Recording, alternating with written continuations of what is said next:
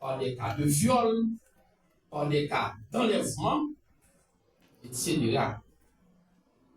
Voilà pourquoi, au niveau de l'Assemblée générale des Nations unies, les Nations unies, conscientes de cette situation intolérable, une situation qui viole les droits de l'enfant, il faut le dire, ont consacré le 4 juin justement à la commémoration de la Journée internationale des enfants victimes innocents de l'agression.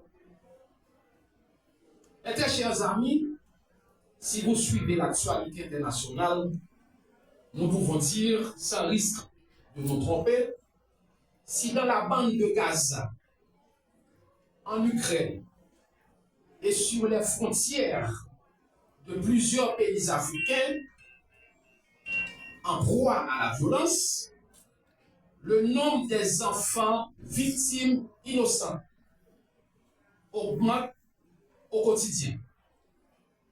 Et chez nous, les enfants d'Haïti sont exposés à une terreur permanente depuis plus d'une décennie. Et la situation, comme on le sait bien évidemment, s'est complètement aggravée depuis juillet 2021. Avec justement les actions criminelles commises par des bandes armées qui ont opéré, n'en déplaise aux autres, en toute impunité pendant près de 3 ans. Je ne dis pas, il est vraiment difficile, et nous pensons que difficile même pour des GIGS là, pour nous avancer un chiffre exact de nombre de petits monde qui victimes de agression, de violence dans le pays d'Haïti pendant les dernières années. En pile nan yo, torturé, agressé, violé, tué, qui en pile nan yo qui vit orphelin, bien modèle.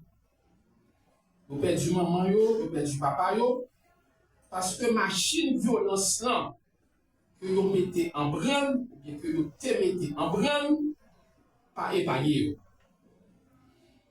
Et de l'autre côté, il y a un pile nan yo qui privé de liberté, à venir compromettre, bandit yo, utiliser yo comme bras, comme ressources humaines, comme complices pour faire ça.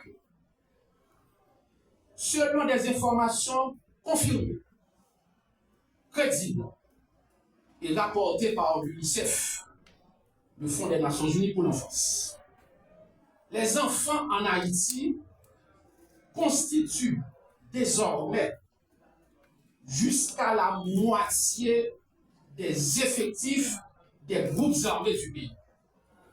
C'est fort, mais c'est une information. Les enfants sont pris dans un cercle vicieux de souffrance. Ils sont poussés à rejoindre les groupes armés par pur désespoir. Là, je suis en train de citer la directrice générale de l'UNICEF. Notamment en raison de la violence, de la pauvreté et de l'effondrement des systèmes qui devraient les protéger.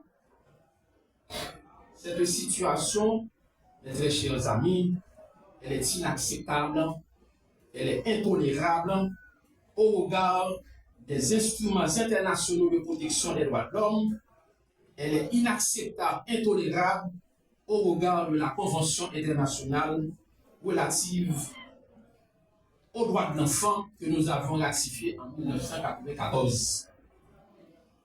C'est pourquoi l'OPC est très actif dans sa lutte pour la protection, la défense et la promotion des droits humains, notamment les droits de l'enfant, garçons et filles. Mais pour y arriver, on doit s'intéresser justement à une autre problématique, c'est la problématique des droits de la femme. Il faut promouvoir la valorisation du leadership féminin, car la valorisation du leadership féminin constitue, à bien des égards, un atout majeur pour combattre la violence sur les enfants.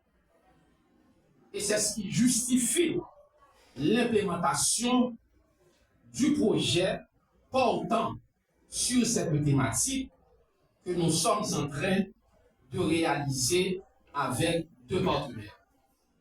Un partenaire international, c'est le partenaire officiel de l'OPC, je veux parler de l'ONU Femmes, et un partenaire national, je veux parler justement de l'Alliance.